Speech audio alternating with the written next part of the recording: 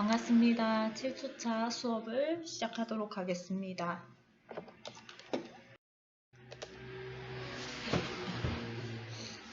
자, 이번에는 저희가 두피랑 모발 관리에 대해서 조금 더 세분화시켜서 이렇게 알아볼 건데요. 우리가 그 두피랑 모발을 관리하는 사람을 트리콜로지스트라고 지난 시간에 말씀드렸는데 한 번 더 저희가 언급하고 가도록 하겠습니다.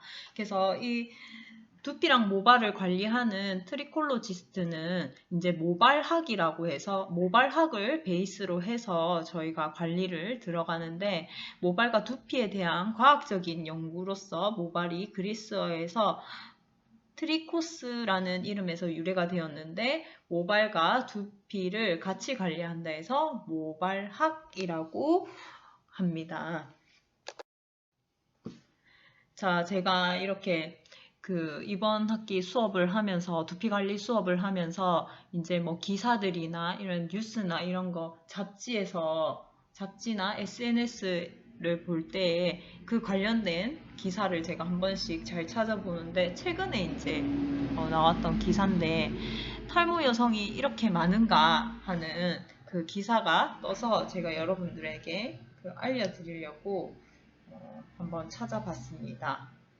자, 저희가 실제로 어쨌든 두피 관리가 왜 필요한지 그리고 또 요즘에 두피 관리의 그런 추세들이나 또 탈모의 유형이나 아니면 탈모 치료나 관리를 어디에서 하는지를 우리가 기사를 통해서 정확한 데이터들을 알 수가 있는데 그래서 보시면은 제가 그 기사에서 필요한 부분들을 이렇게 적어놨습니다. 탈모로 병원을 찾은 환자 10명 중에 4명은 20대에서 30대이다. 그리고 탈모 질환별로는 원형 탈모가 73%, 그리고 5년간 탈모 환자 수는 약 2.7% 증가했다.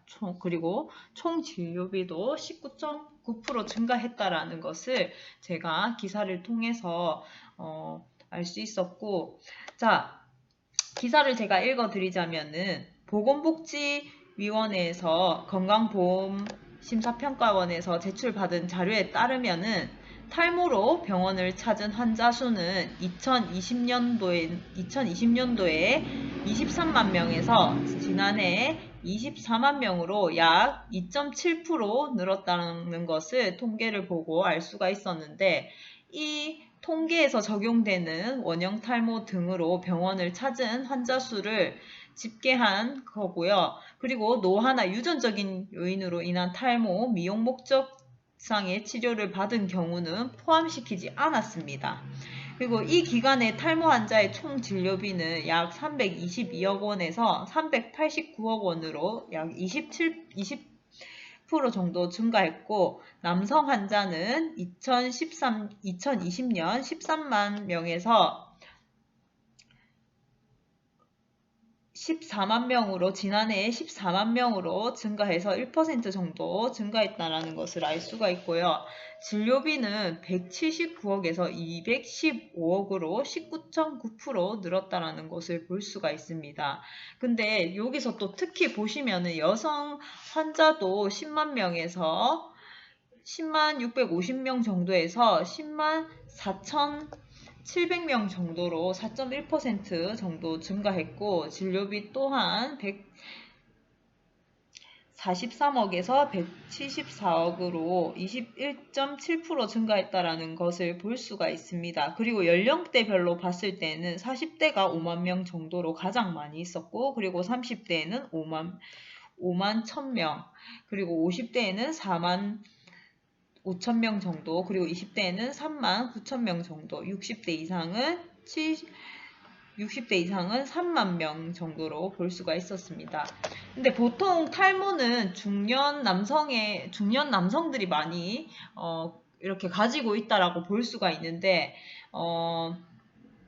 요즘에는 20, 30대 청년의 비중이 37% 가까이 차지를 하고 있어서 꼭 중년 남성만의 이렇게 고민거리나 질환이라고만 볼 수가 없습니다. 그리고 우리가 탈모라고 하면은 남성 호르몬에 의해서 탈모의 영향을 많이 받는다라고 선천적인 요인으로 볼 수가 있는데, 요즘에는 여성들 또한 이렇게 탈모에 신경을 많이 쓴다라고, 탈모도 많고 탈모가 많이 증가하고 있고, 여성형 탈모도 많이 증가하고 있고, 여성분들도 이렇게 가발이나 아니면은 증모술이나 아니면 이렇게 뿌리는 거 있죠, 흑채 같은 거, 그런 것들을 통해서 탈모를 커버하시는 경우가 많습니다. 근데 탈모의 질환별로 봤을 때 원형 탈모가 이렇게 1등을 차지했는데, 이 원형 탈모는요, 스트레스가 가장 큰 요인입니다. 그래서 탈모는 우리가 이제 단순하게 이 용모를 아름답게 하는 이 미용의 문제일 뿐만 아니라 전반적인 삶의 질과 직결된 질환이라고 볼 수가 있고, 연령과 성별, 특성에 맞춤형 탈모 예방 정책과 탈모 치료 지원책 마련 등이 필요하다라는 것을 이 기사를 통해서 알 수가 있습니다. 그래서 손님들이 요즘에 이제 오늘도 제가 여성분들, 40대 여성분이 이마가 넓어지는 것 같다라고 많이 하시더라고요. 자, 그거는 이제 점점 모발이 가늘어지면서, 노화에 의해서 가늘어지면서 이렇게 이마 부위가 넓어지면서 탈모로 조금 이어질 수 있는 경향들을 많이 볼 수가 있습니다. 그리고 여성분들은 아무래도 다이어트, 365일 다이어트를 하잖아요. 그래서 다이어트로 인해서 불규칙한 생활이나, 그리고 불균형 영양 식단으로 인해서 영양 부족으로 인해서 우리가 탈모에 걸리기도 합니다. 그래서 그럼 이 탈모를 우리가 관리하고 예방하기 위해서 우리가 다양한 프로그램이나 아니면 또 다양한 홈케어법이나 아니면은 병원도 많잖아요. 양방이랑 한방이 있고 이렇게 한데, 그리고 우리가 식품 보조제 등을 통해서 탈모 관리를 한다라는 것도 알 수가 있습니다. 그래서 제가 이러한 것들을 종합적으로 봤을 때 그동안에 여러분들에게 수업해줬던 부분들을 다 이렇게 합쳐봤을 때 건강한 모발은 건강한 두피로부터 자란다라는 것은 당연한 명제입니다. 그렇기 때문에 두피가 건강해야지 당연히 모발도 건강하다라는 것을 여러분들도 이제 알 수가 있잖아요. 그리고 두피가 가장 예민한 곳입니다. 우리의 신체 부위 중에서. 자, 왜 그러냐 하면은 몸에 체온이 있습니다. 이 몸의 체온으로 인해서 두피에 열이 많이 올라가게 되는 것을 볼 수가 있습니다. 그래서 얼굴 쪽에 열이 많으신 분들이 특히 정수리 쪽에 열이 많이 발생되는 것을 볼 수가 있고요. 또 피부가 하얗신 분들이 열감을 많이 열감이 많이 올라오고 두피가 예민해서 모발이 건조하게 자라는 경우들을 많이 볼 수가 있습니다. 그래서 보시면은 우리가 볼륨을 살리고 두피 관리를 펌을 통해서 볼륨을 살리고 커트를 통해서 질감 처리를 하고, 그리고 두피 관리를 통해서 우리가 건강한 모발과 그리고 풍성한 머리숱을 통해서 우리가 조금 더 젊어질 수 있는 것을 볼 수가 있습니다. 제2의 얼굴이라고도 불릴 수 있는 부위가 우리가 머리카락입니다. 왜? 바로 보이잖아요. 이 머리카락 관리를 진짜 잘 해주셔야 된다라는 것을 여러분들이 앞으로 이제 더 많이 느끼실 텐데, 그래서 우리가 이러한 명제들은 단 외우는 게 아니라 여러분들 이제 제 수업 들어보시면 아시겠지만 다 이렇게 유기적으로 연결이 되어 있습니다. 그래서 우리가 생각을 이렇게 깊이 하시고, 어떻게 이렇게 샴푸를 하시던지 상담을 하시던지 아니면 마사지를 하시던지 두피 이렇게 그 두피 이렇게 혈액순환이 될 수 있도록 아쿠아펀치나 이런 것들을 해드릴 때 우리가 잘 생각을 해가지고 하시면은 다양한 또 이런 두상이나 두피나 그리고 모발에 대한 원리들을 우리가 알 수가 있습니다. 자, 그래서 우리가 두피랑 모발 관리에 있어서 가장 큰 부분을 차지하는 게 사전 샴푸입니다. 자, 우리가 본 샴푸의 목적도 있지만 본래의 샴푸 목적 이전에 사전 샴푸가 얼마나 중요한지를 다양한 헤어 디자인 기법을 하기 이전에 우리가 사전 샴푸를 했을 때 어떤 효과들을 볼 수가 있고 또 두피 관리를 했을 때 사전 샴푸의 효과는 무엇인지에 대해서 여러분들이 한 번쯤은 생각해 볼 필요가 있다고 봅니다. 제가 사전 샴푸는요, 원래 우리가 미용 영어가 90%가 영어라는 것을 알 수가 있는데 이것을 사전 샴푸를 우리가 프레 샴푸 또는 애벌 샴푸라고 합니다. 사전 샴푸의 가장 1차원적인 의미로서는요. 모발에 있는 불순물을 가볍게 제거를 한다는 것에 의의가 있습니다. 그것을 통해서 우리가 고객의 모발의 시술 이력을 알 수가 있고요. 그리고 모발의 결을 정리를 할 수가 있습니다. 그리고 우리가 모발에 약재를 도포했을 때 균일하게 흡수가 될 수 있도록 해주는 역할도 하게 됩니다. 과연 그렇다면은 우리가 두피 관리에서 사전 샴푸의 효과는 무엇인지에 대해서 여러분들께서 한번 생각해 보셔야 되는데 여러분들은 두피 관리에 있어서 사전 샴푸의 효과는 무엇이라고 생각하시나요?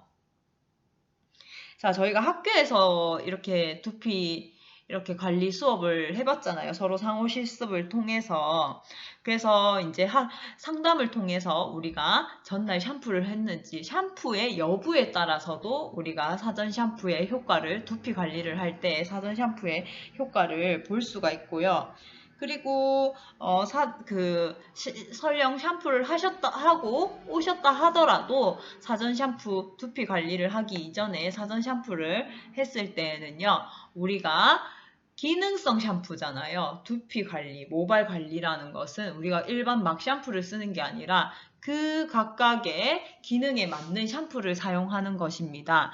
그래서 기능성이 들어가 있기 때문에 사전 샴푸는요, 아무거나 쓰셔도 상관이 없습니다.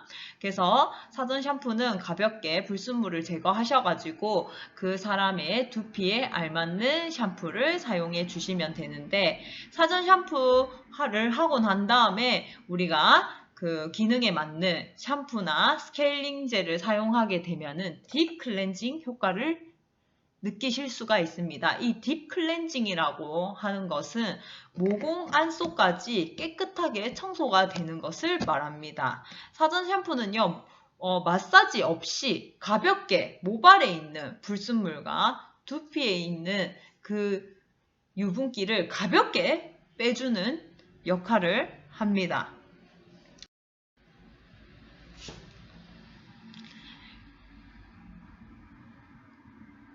자, 이제는 두피 스케일링의 목적에 대해서 저희가 알아볼 건데요. 저희가 헤드 스파, 그리고 두피 스케일링, 그리고 두피 클리닉, 그리고 여러 가지 이렇게 두피 관리 매뉴얼에 명칭들이 있는데 우리가 가볍게 커트를 하고 나서 아니면 파마를 하고 나서 염색을 하고 나서 이렇게 가볍게 우리가 고객님께 추가 옵션으로 권할 수 있는 두피 관리에 매뉴얼 중에 하나인 두피 스케일링의 목적에 대해서 알아보도록 하겠습니다. 저희가 치과에 가면은 이렇게 치석을 제거한다고 스케일링을 하게 되는데 그래야지 이가 나는 잇몸이 튼튼하게 되잖아요. 그래서 잇몸에 있는 염증을 제거하고 이렇게 그 찌꺼기를 제거해야지 이 이빨 나는 그 뿌리가 튼튼하잖아요.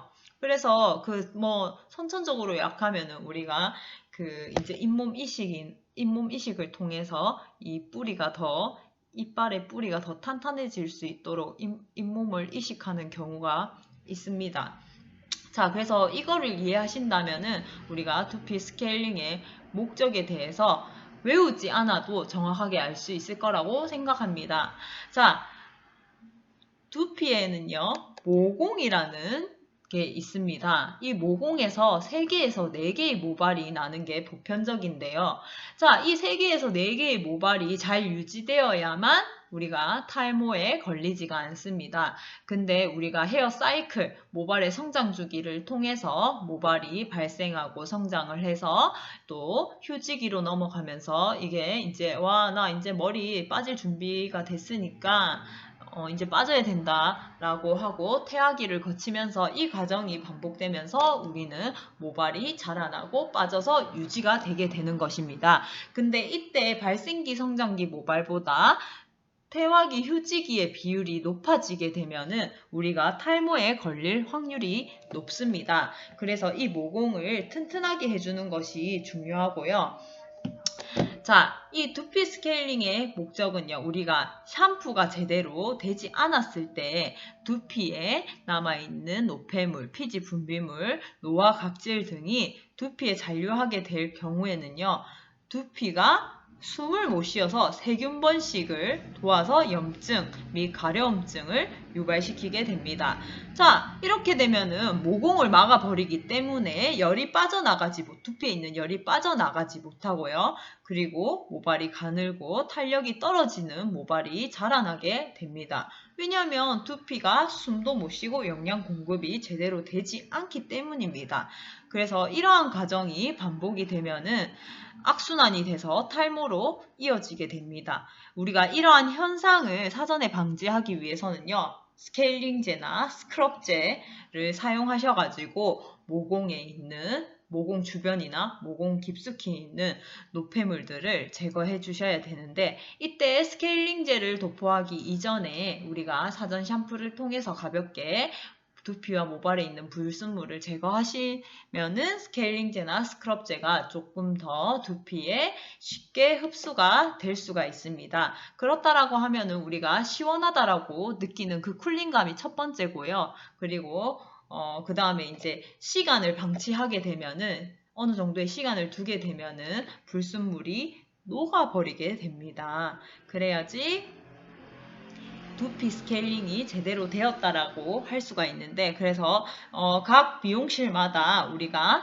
그 에어건이나 아니면 아쿠아펀치를 사용해서 모공 주변에 있는 이물질을 완전히 제거해서 두피의 청결과 모발의 건강을 유지할 수 있도록 해줍니다. 그래서 두피 스케일링은요, 탈모를 예방하고 증상을 완화시키는 데 목적이 있지, 우리가 스케일링이나 관리를 통해서 탈모를 없애겠다, 이거는 안 됩니다, 여러분들. 그래서 고객님들께 이렇게 두피 스케일링이나 두피 관리를 추천을 해드릴 때에는요, 우리가 탈모를 예방하고 증상을 완화시킬 수 있다라고만 말씀을 드려야 됩니다. 자, 이 두피 관리 순서를 보시면은요, 첫 번째 상담을 통해서 우리가 고객님의 두피 타입을 측정을 해야 됩니다. 그래서 이 두피 타입을 측정을 하시고 이 두피 타입에 맞는 샴푸를 우리가 선정을 하겠죠. 그러고 이제 자리로 모시고 우리가 가볍게 어깨 마사지를 해서 아로마 오일, 이렇게 레몬이나 이렇게 상큼한 거, 티트리나 시원한 거, 페퍼민트 이런 거 해주실 수 있으면 가볍게 두피 관리의 시작을 알리는 이 릴렉싱 효과를 주기 위해서 어깨 마사지 후 아로마 오일을 이렇게 물과 함께 손바닥에 블렌딩 해가지고 착착착 앞쪽으로 손바닥을 얼굴 앞쪽으로 해서 이렇게 뒤쪽으로 해서 이 목 뒤에 네이프 쪽으로 살살 두드려 주시면 됩니다. 그리고 모발 브러쉬, 우리가 빗질은 모든 헤어 디자인 작업에 있어서 필수였는데 두피 관리에 있어서도 모발 브러싱이 필수입니다. 이것은 우리가 결 정리를 하면서 이 모발에 묻어있는 이 불순물을 또 가볍게 한번 제거해주는 역할을 하기도 합니다. 그리고 사전 샴푸를 통해서 우리가 두피랑 모발에 있는 노폐물, 불순물, 이물질을 가볍게 제거해 주신 다음에 우리가 스케일링 젤을 꼼꼼하게 도포합니다. 이때 꼼꼼하게 도포한다라는 거는요. 4등분으로 브로킹 나누시고 각 섹션마다 1cm씩 뜨셔가지고 전체적으로 도포하시고요. 우리가 헤어 디자인 작업은요. 정해진 시간을 이렇게 안에 잘 하고 또 시간을 정확하게 보는 것 또한 중요합니다. 그래서 스케일링 젤을 도포하시고 난 다음에 못해도 5분에서 10분 정도 우리가 스티머 작업을 해주셔야지 모공이 열리면서 안에 있는 스케일링 젤 안에 있는 성분들이 흡수가 됩니다. 우리가 스케일링 젤은 보시면은 보통 알갱이들이 있다는 거를 볼 수가 있는데 이 알갱이가 이제 녹으면은 모공 주변에 있는 노폐물이 잘 녹고 흡수가 되었구나라는 것을 볼 수가 있습니다. 그래서 우리가 압프와 펀치를 통해서 모공 주변에 있는 녹은 불순물들을 제거하시고 우리가 두피팩을 도포해서 마사지를 우리가 두피에 있는 혈자리 공부를 다 하셔가지고 부드럽게 시원하게 마사지를 해주시는 게 관건입니다. 우리가 샴푸를 할 때도 우리가 기술이 없으면은 무조건 세게 시원하게 하는데 세게 시원하게 아프게 하는 거는 사실은 제대로 된 게 아닙니다. 왜냐하면 제가 두피는 가장 예민한 곳이라고 했잖아요. 그래서 예민한 부분이기 때문에 부드럽고 시원하게 해주셔야 되고요. 모발 또한 큐티클층이라는 보호막이 있는데 우리가 힘을 너무 많이 주게 되면은 모발에 마찰을 일으켜서 큐티클층을 오히려 손상시키는 그 역효과를 낼 수가 있습니다. 그래서 두피팩을 도포하시고 난 다음에 부드럽게 시원하게 마사지를 해주시고 시간을 방치하신 다음에 마무리 이렇게 샴푸 해주시면 됩니다.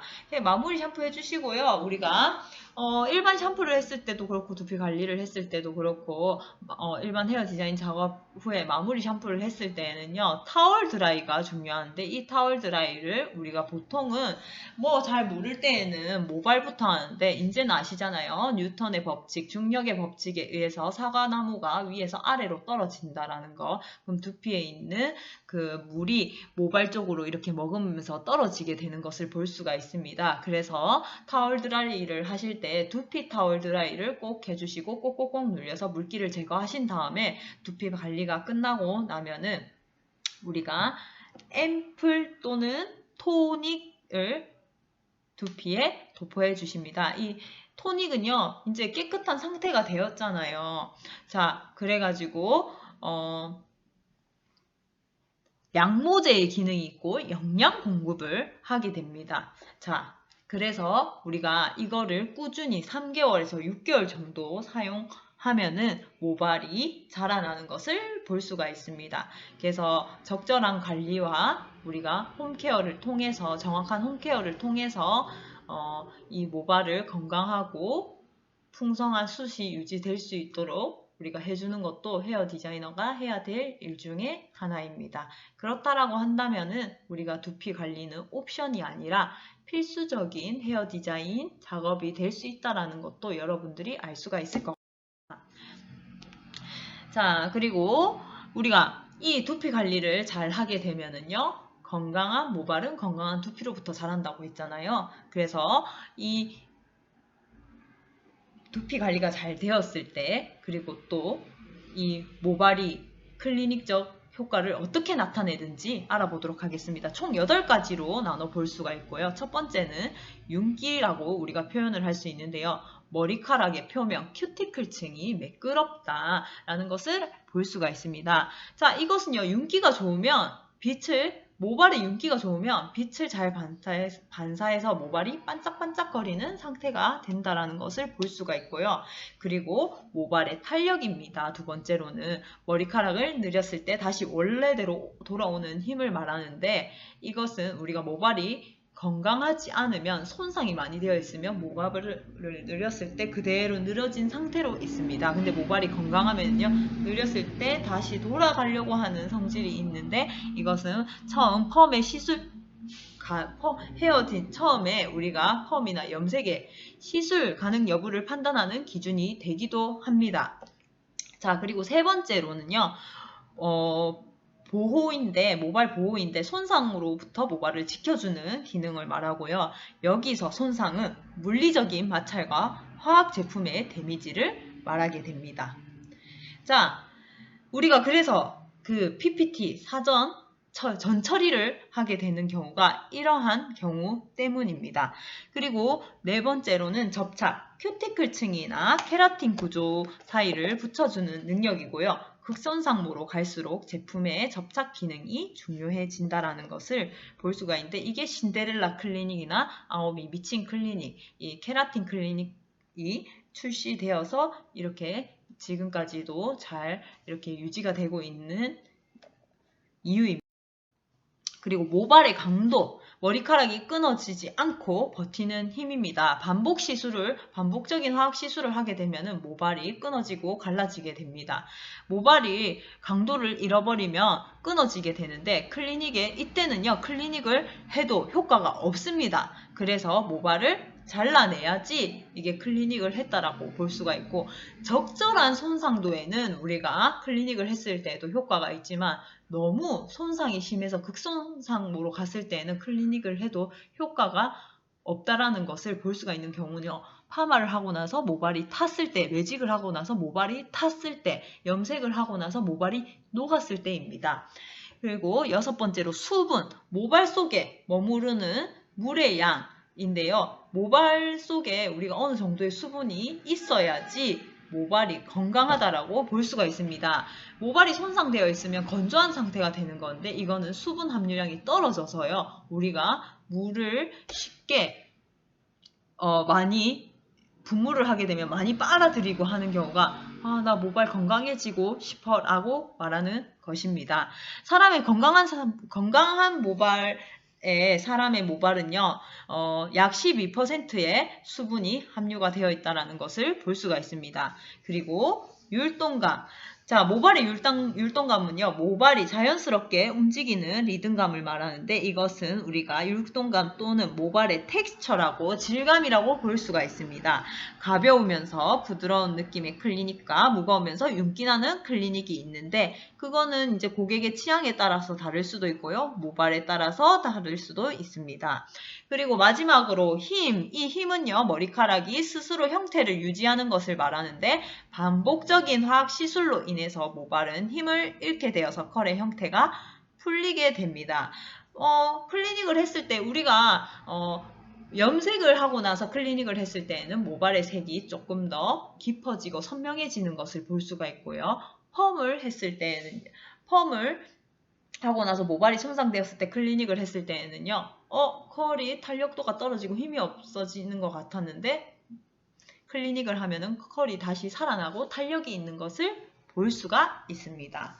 그래서 여러분들 이제 중간고사 기간인데 다들 힘내시고 여러분들이 조금 더 중간고사를 이렇게 힘들지 않게 공부할 수 있도록 제가 자료를 준비해 봤습니다. 한 주도 너무 고생 많으셨습니다.